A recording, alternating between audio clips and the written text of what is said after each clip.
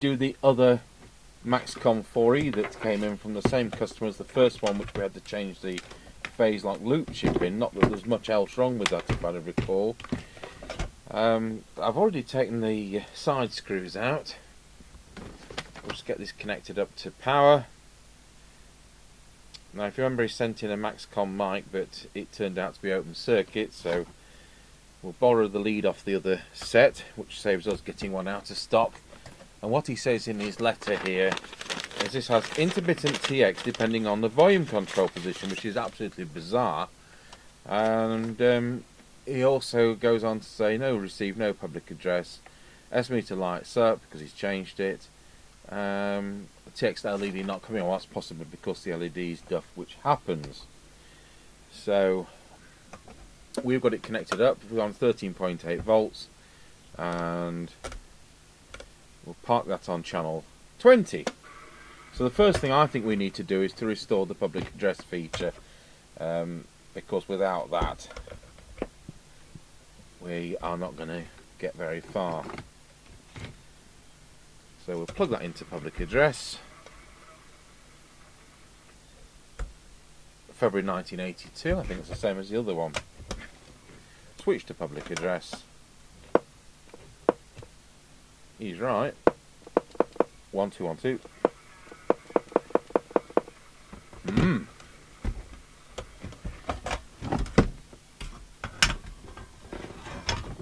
I'll pop the speaker out.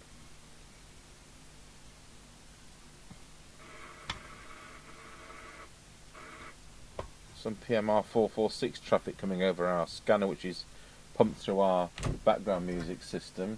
I think we've got some road workers doing some work and communicating with PMR 446, which is great. I just don't think anybody else is listening. Okay, well, I'll tell you what, we'll take the other lid off. It's 1:40, I've got till 2 o'clock, so I thought we'd make a start on this. I think Mr. Chippy comes back tomorrow, so we'll get some of these sets on the air tested, and then they can go back to the customers.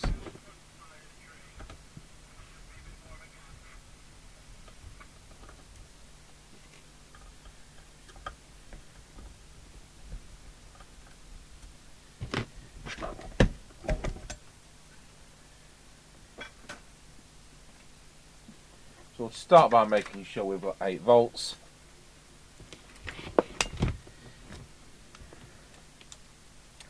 Regulators there.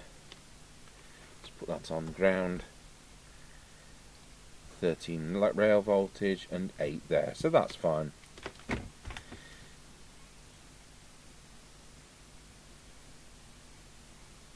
It's had soldering around the phase lock loop chip as if that's been changed at some point.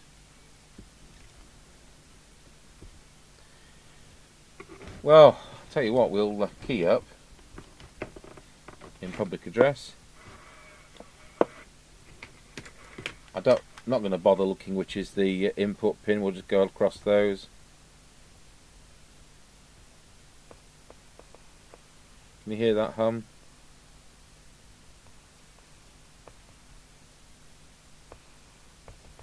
So the audio amplifier is working.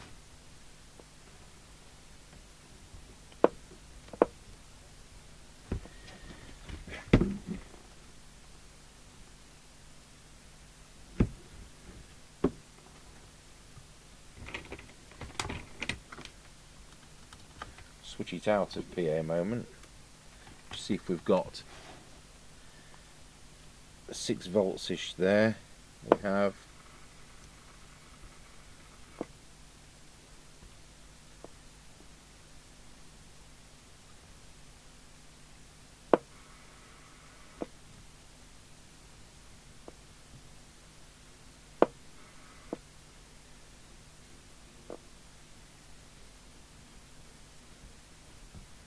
See if we've got the VCO voltage. So this resistor leg, we scrape the paint off it. It's a useful test point unless we started inserting test pins, which we could do. especially for demonstration purposes. See if we can get a connection to that. Interesting.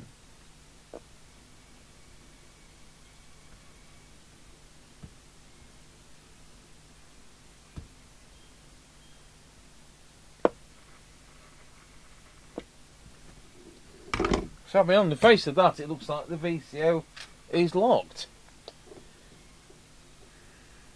So put our monitor receiver on and see if it is actually generating any channels. It's not doing any power. Yes, it is. Testing 1 2. Testing 1 2 1 2.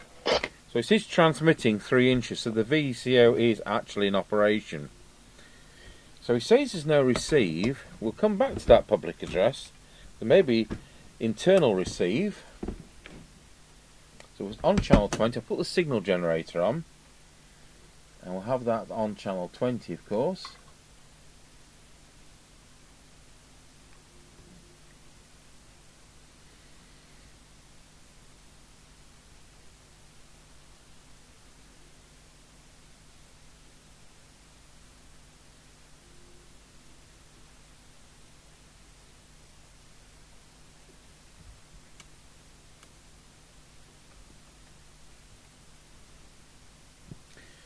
So we're on channel 20. I'll turn the signal generator up to full whack.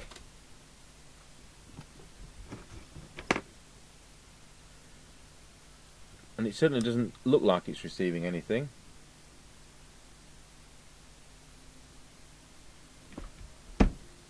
Even if it's transmitting something. Let's go back on that test point.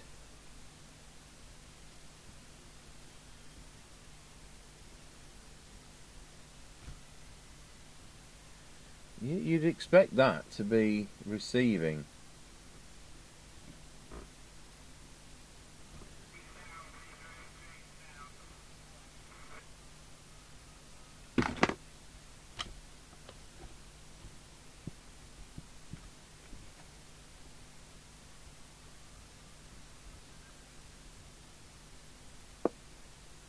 Squelch is in fact working.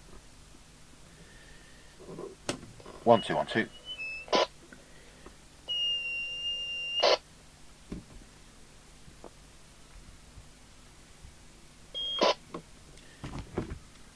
I'll just put that down. At least it tells us this phase lock loop appears to be working. Right, we'll get it connected up to the test set.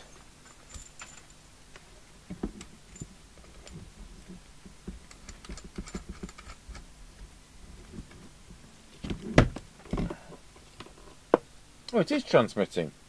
There's me transmitting away with it not into a dummy load, trying to blow it up for him. Oh, yeah. Let's put picture in picture on. Did he say it was transmitting? Oh, intermittent depends on volume control position. That's right. That's what he said.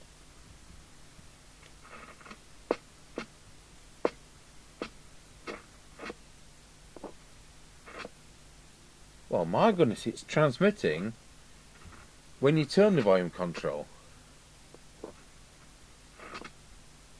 How bizarre is that? Let's unplug the mic. Transmits when it's in... What has happened to this? I think we'll take the power off and have a look at the wiring. Okay, so here's our set. We've got a factory original mic on ours. Hope it works. Yeah, we've got the same colours on the volume control. Let's check if we've got the same colours on the microphone. So we've got, from my right, blue, black, white, yellow. Yeah, it's exactly the same. Oh, it looks like there's some bizarre kind of short circuit happening. I can't see anything dodgy going on in the customer set.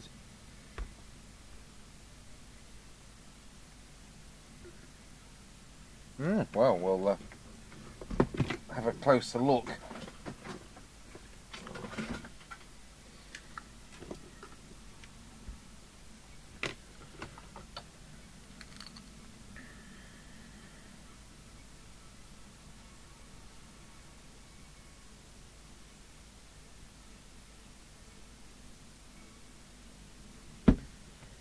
Right, we've got, it's been reverse polarized at some time.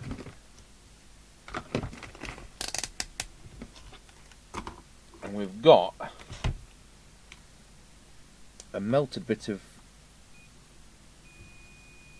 track there, which is still working. I just thought I'd check that.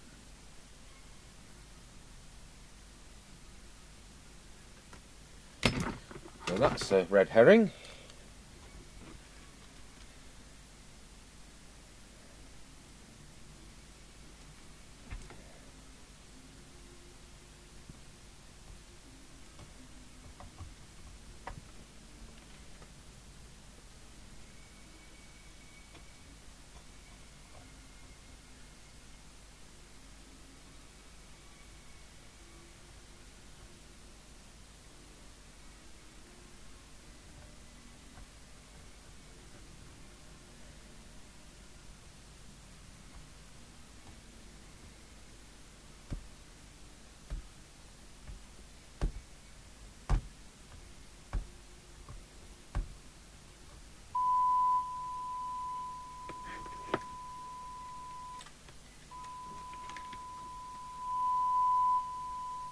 So now, having just scraped around, we've got receive, but it's strangled.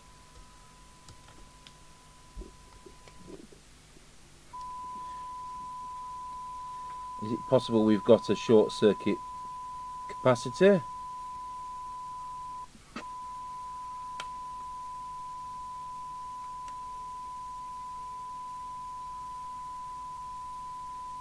Right, we'll pause the video and look closer. Okay, so I've found the fault. We've got a 4.7 microfarad capacitor here. I've swapped that. I did swap another 2, which I probably did on video before, or maybe I didn't. So, quite a cheap fix. They're very reliable on these sets. I don't normally have capacitors go down, so it's one of those things, isn't it, now they're 40 years old. So let's see what the meter says about it. It looks alright physically, but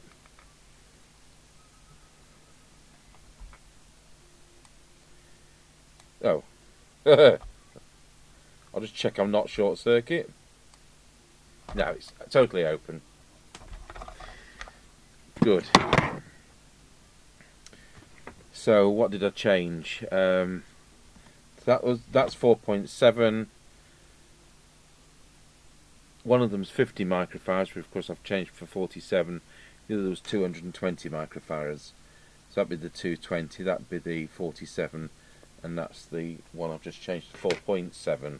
So now we've got public address 1212, which is working as you'd expect. So now, hopefully, we will have audio.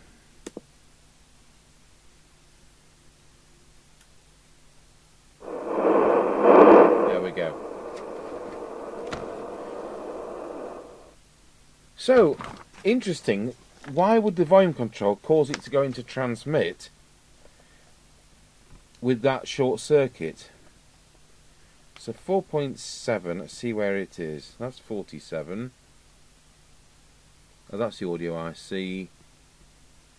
That's the 47, that's the 220.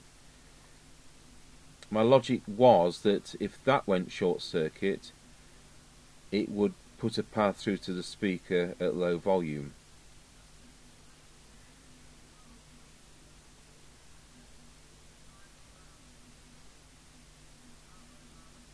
Can't even see it.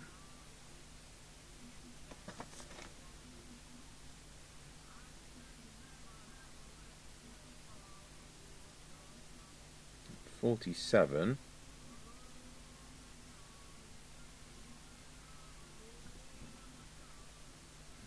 .148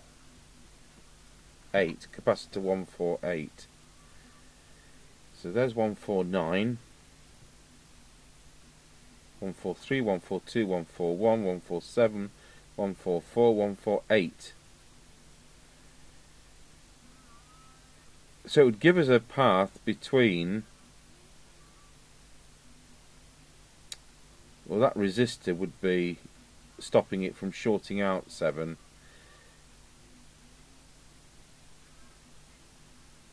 Anyway, it's fixed it. I don't know the logic there, and obviously it was low volume. Right, so we'll go into the lineup hopefully. Helps if we plug the aerial back in.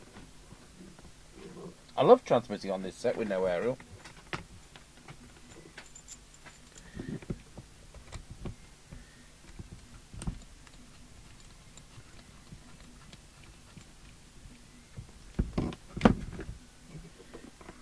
So it's my usual thing, if you can get the public address to work, you've often fixed the fault.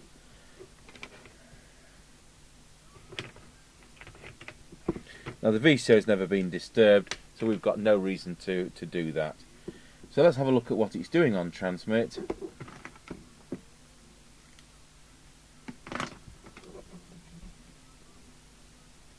Switch picture in picture on, and switch to the meter there. Press transmit. We're on. It's about 2.8 watts.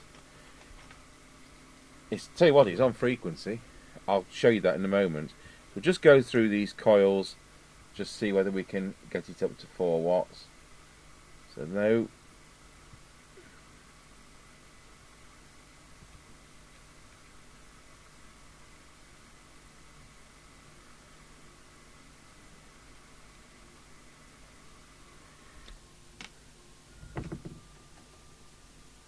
Just check I'm doing these in the right order. I know I did one 3 days ago, but memory sieve.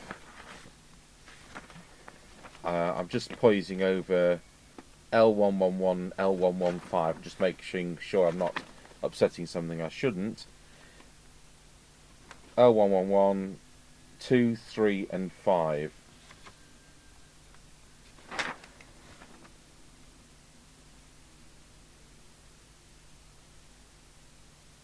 So yeah, it's those airspace coils as well. I don't like having to fiddle with those, but that's what they ask you to do. I don't want to turn into the phantom coil stretcher.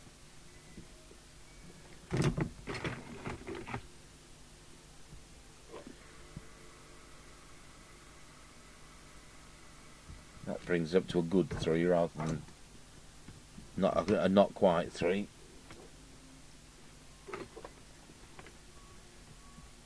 I did get one of my own sets out just to make sure everything was wired as it should be.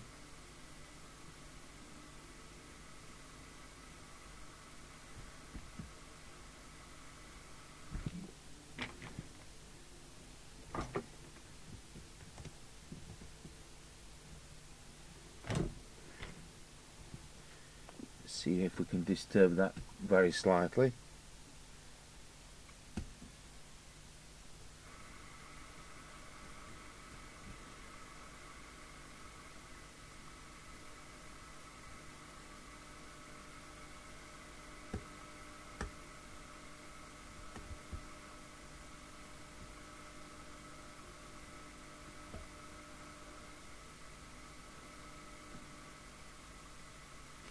No, I don't think this set wants to do the full 4 watts.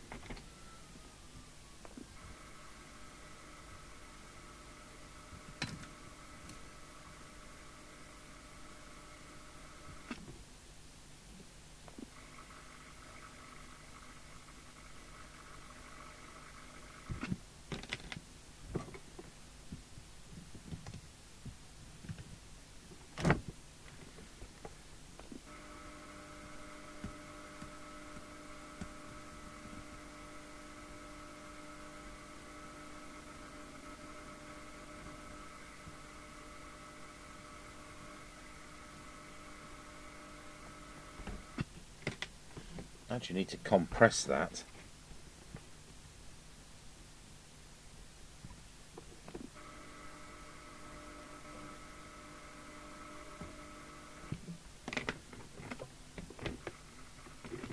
We're at 3.2. Okay, so we'll do 4 watts at 14.4 volts. So if that was in my car, which is what it charges at, that would be alright. See what it says here. Yeah, you see it says 4 watts max. It doesn't say it does 4 watts. You know, you've also got to read in between the lines. Yeah, it's 4 watts. That most of them will do 4 watts, and so will this. But it's supposed to be nominally 13.2 volts, but there's no mention of what the maximum voltage is, which is probably 15. But there you go. It does do the 4 watts when it's cooled down. I wonder if the PA's been changed for an inferior one. You sometimes get that, don't you, when they're this old?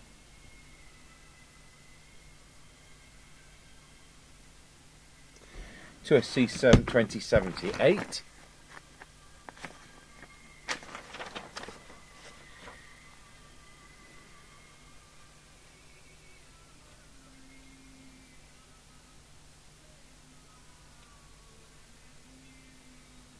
To a C2078 is what should be in there, and 2314 for the driver. 2314. Let's see if I can just see that.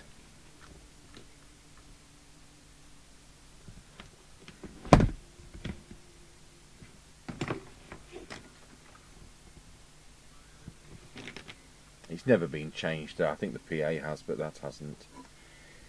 So not quite as powerful as the other one, but you know, we're going to test both these. I'm going to do a back-to-back test, and we'll send Chippy out with the other one. And we'll send him back with this one, and we'll see if there's a difference at Scratchy Corner. So that's I think the way to test these. Anyway, I said it's pretty well on frequency, and it is pretty well on frequency.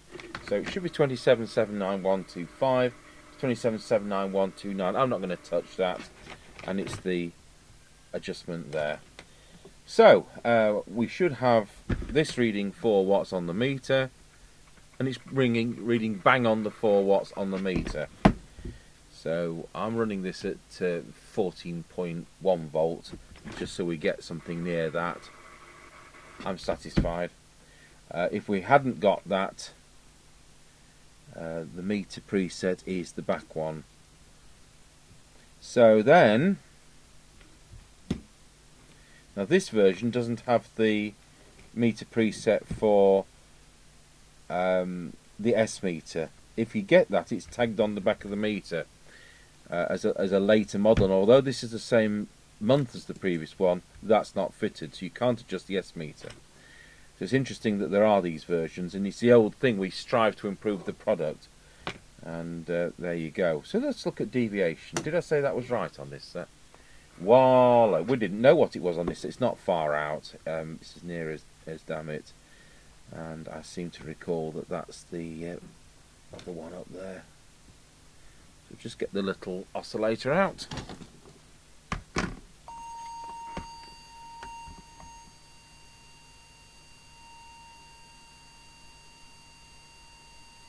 Try it at that. Wallow. Testing 1, 2. Wallow. That's doing 2.5 as an absolute peak. So that's the transmitted audio done. It was doing 2.1 to about 2.3. So I wanted it to be absolute peak of 2.5, so you're getting everything you possibly can. So that's done all that, hasn't it? So actually, once we got rid of the fault, the set's pretty well aligned. Okay, we'll check now the receiver. I'll put the oscilloscope on the synad meter, and we'll put this over to the oscilloscope. I'll turn the bench light off. We'll get the signal generator tuned in to channel 20, which is 2779125. And I'll just do a sensitivity check.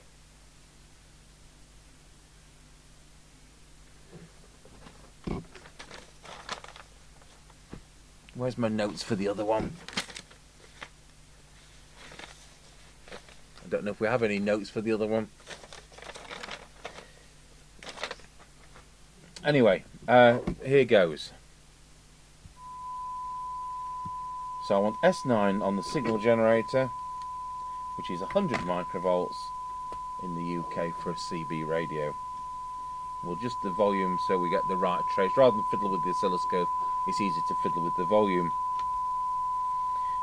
And this is somewhere where the Maxcom chassis can be not that good, and that this can drift. So the detector or the discriminator, call it what you wish, with maximum output, and let's see where we are. Yeah. Well, we're able to get a little bit more out of that. It's quite a finicky adjustment, and you can understand that they can drift in a lorry over 40 years. So let's look at what the sensitivity is. Put the bench light back on. We'll go over to the cyanide meter.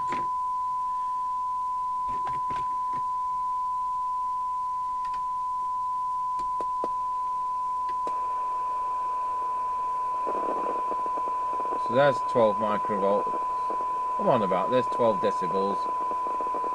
And we're looking at 0.87 as we stand.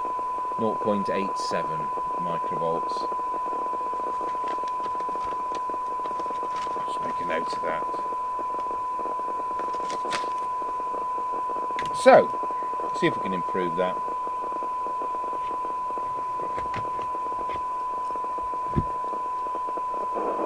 So we'll drop the signal to about 4 dB to make, so you're not saturating the receiver. Always keep it down there, and it's in this order. I'll tell you what, that's made an improvement. So once again, we drop the attenuator till we get to that 4 dB. Let's give it another go. No, that's peak.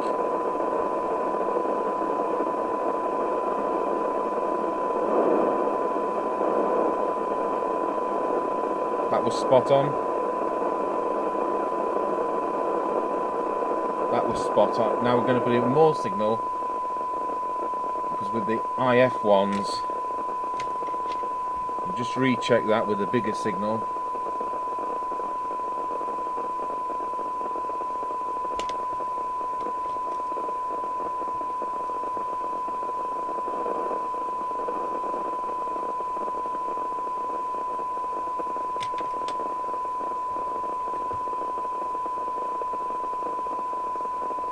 And that's the detector.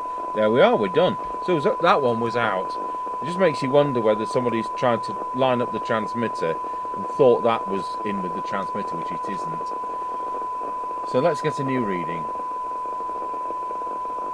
So the 12 decibel cyanide, there we are.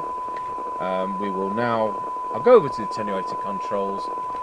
Big hands at 1. We're now at 0.72. So it was now 0.87.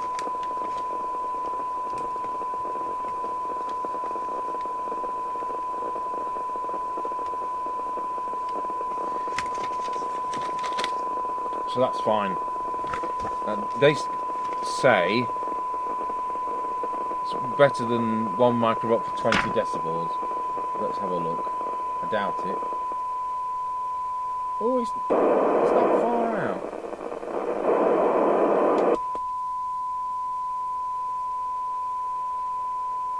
There's 20 decibel. It's actually 1.3 and a bit. 1.35 we'll say for 20 decibels. I think their 1 is a bit far-fetched. It's all down to noise. I can still say that's 20 dB and it's 1.2, so you know there's quite a bit of leeway. But let's see how well we can hear it down to.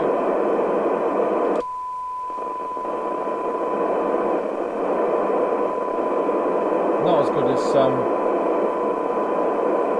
About 0.35 microvolts.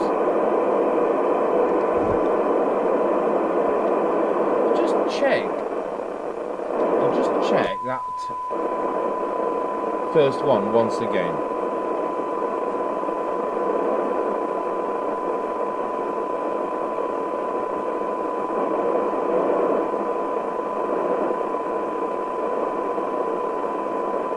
No, that's as good as we're going to get.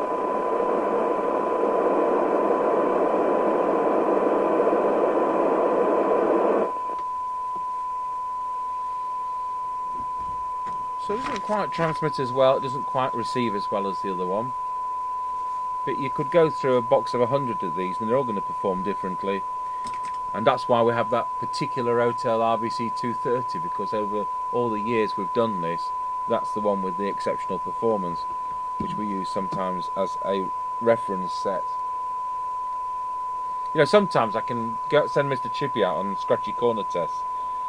And 5 sets in a row are pretty lousy, and you think, there's something gone wrong with the aerial at base, is there something wrong with the setup? That's been gone wrong with the aerial in the car.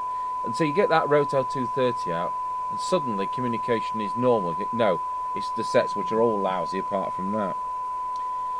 So there we have it. Oh, we didn't check low power, did we? Let's go backtrack. Should be 0.4 of a watt. Let's see what it is.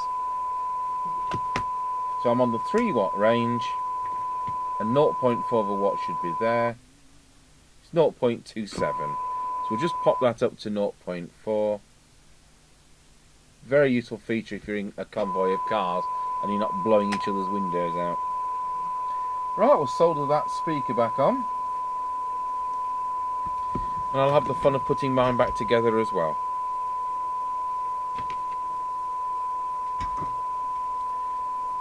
Hope that the speaker works.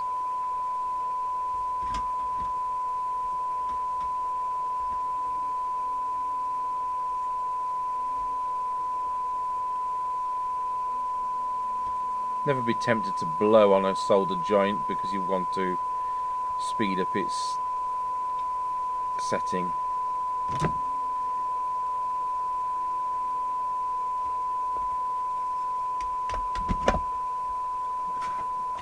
Yeah, that's fine. So we'll put a couple of screws in it, just to hold it together, and we'll pop it on the aerial. We'll also put the lid on the right way round.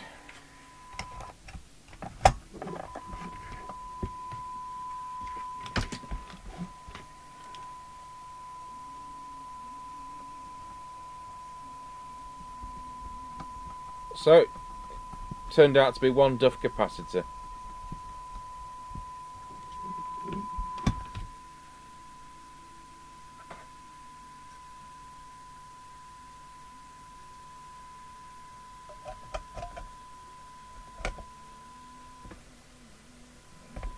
I just can't get these lids on right today.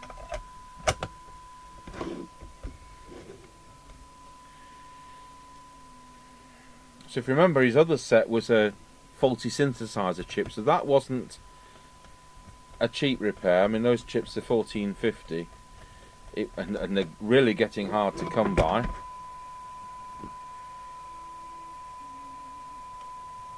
So I don't know whether it's had static or what, but it had popped. And they're well protected with the regulation in the set. Now, when I dug my set out, it came with the factory mic, didn't it? So, you know, when we do the on-the-air test, I think we'll just try my factory mic as a comparison at the end. Just be a bit of a laugh. So, right, we'll unplug the test equipment. Switch it off and save some electricity.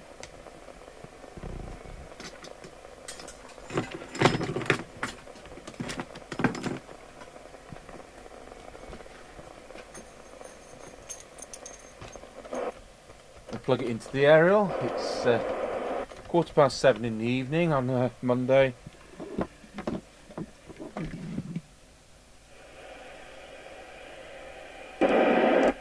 Got a blank carrier on 20. Yes, loud and clear, breaker. Brake for the radio check, it's loud and clear. Interesting. Break for the radio check, it's loud and clear. I missed my opportunity there, didn't I, with it being on low power? What a wally.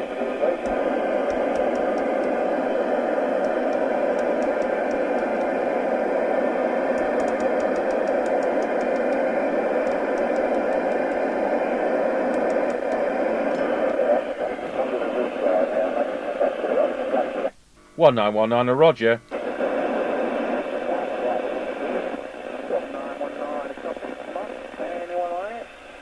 Yes, plenty on here. Bring it back for your copy.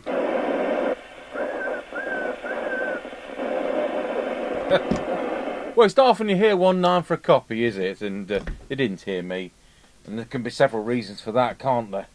Right. Well, we'll get a Scratchy Corner test underway later on in the week when Mr. Chippy comes back. And I hope you enjoyed the second Maxcom 4E from this customer. I'll pop some screws back in and eventually we'll actually let him have it back. Thanks for watching.